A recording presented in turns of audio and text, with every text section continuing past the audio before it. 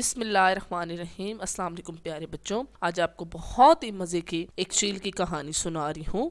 یہ اس چیل کی کہانی ہے جو کئی دن سے ایک بڑے سے کبوتر خانے کے چاروں طرف منڈلا رہی تھی اور اسی طاق میں تھی کہ اڑتے کبوتر پر جھپٹا مارے اور اسے لے جائے۔ لیکن کبوتر بھی بہت پھرتیلے، ہوشیار اور تیز اڑان اڑنے والے تھے۔ جب کبھی بھی وہ چیل کسی کو پکڑنے کی کوشش کرتی تو وہ پھرتی سے بچ کر نکل جاتے۔ چیل بہت پریشان تھی کہ کیا کرے اور کیا نہ کرے۔ آخر اس نے سوچا کہ کبوتر بہت چلاک، پھرتیلے اور تیز اڑان والے ہیں، کوئی اور چال چلنی چاہیے، کوئی ایسی ترکیب کرنی چاہیے کہ وہ آسانی سے اس کا شکار ہو سکے۔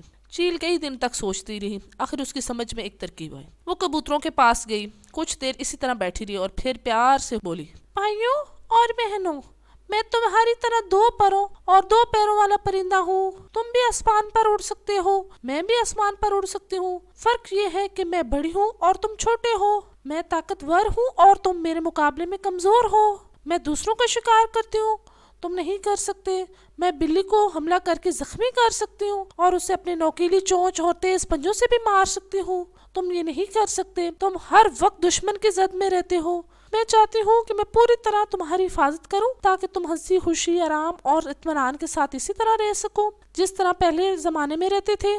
آزادی تمہارا پیدائشی حق ہے اور آزادی کی حفاظت میرا فرض ہے۔ میں تمہارے لیے ہر وقت پریشان رہتی ہوں، تم ہر وقت باہر کے خطرے سے ڈرے سہمے رہتے ہو۔ مجھے افسوس اس بات کا ہے کہ تم سب مجھ سے ڈرتے ہو۔ بھائیوں اور بہنوں، میں ظلم کے خلاف ہوں، انصاف اور بھائی چارے کی حامی ہوں۔ میں چاہتی ہوں کہ انصاف کی حکومت قائم ہو، دشمن کا منہ پھیر دیا جائے اور تم سب ہر خوف سے آزاد، اطمینان اور سکون کی زندگی بسر کر سکو۔ میں چاہتی ہوں کہ تمہارے میرے درمیان ایک سمجھوتا ہو، ہم سب عہد کریں کہ ہم مل کر امن کے ساتھ رہیں گے، مل کر دشمن کا مقابلہ کریں گے اور آزادی کی زندگی بسر کریں گے۔ لیکن یہ اسی وقت ہو سکتا ہے جب کہ تم دل و جان سے مجھے اپنا بادشاہ مان لو۔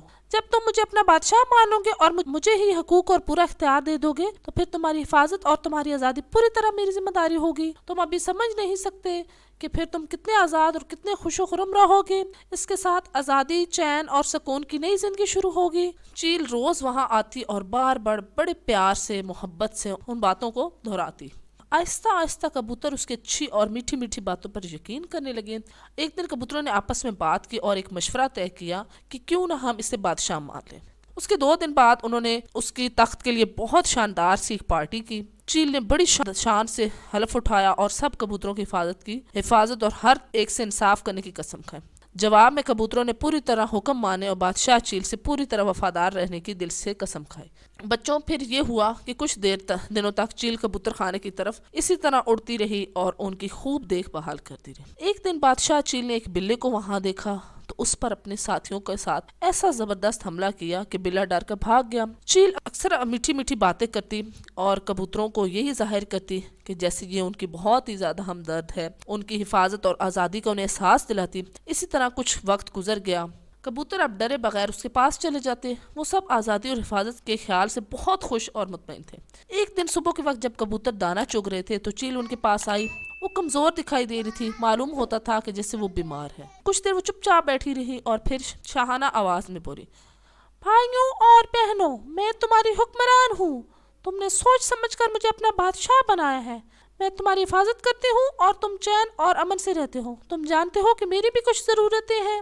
یہ میرا شاہی اختیار ہے کہ جب بھی میرا جی چاہے میں اپنی مرضی سے تم میں سے ایک کو پکڑوں اور اپنے پیٹ کی آگ بجھاؤں۔ میں آخر کب تک بغیر کھائے اور پیے زندہ رہ سکتی ہوں؟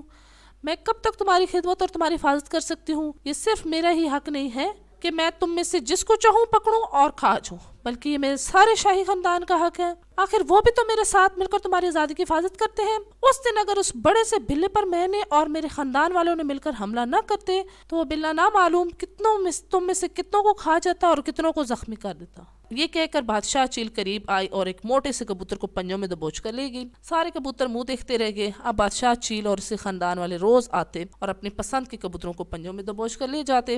اس تباہی سے کبوتر اب ہر وقت پریشان اور خوف زدہ رہنے لگے۔ ان کا چین اور سکون مٹ گیا تھا، ان کی آزادی ختم ہو گئی۔ وہ اب خود کو پہلے سے بھی زیادہ غیر محفوظ سمجھنے لگے اور کہنے لگے، ہماری بے وقوفی کی یہی سزا ہے۔ آخر ہم نے چیل کو اپنا بادشاہ کیوں بنایا تھا؟ اب کیا ہو سکتا ہے؟ تو دیکھ لیں پیارے بچوں، جو بھی کام کریں اس میں عقل کا ضرور استعمال کریں۔ امید ہے پیارے بچوں آج کی کہانی آپ کو پسند آئی ہوگی۔ اگر آپ کو میری کہانی اچھی لگتی ہے تو جلدی سے میرے چینل کو لائک کریں، شیئر کریں، ساتھ ساتھ سبسکرائب بھی کریں نیکسٹ کہانی تک کے لیے اللہ حافظ۔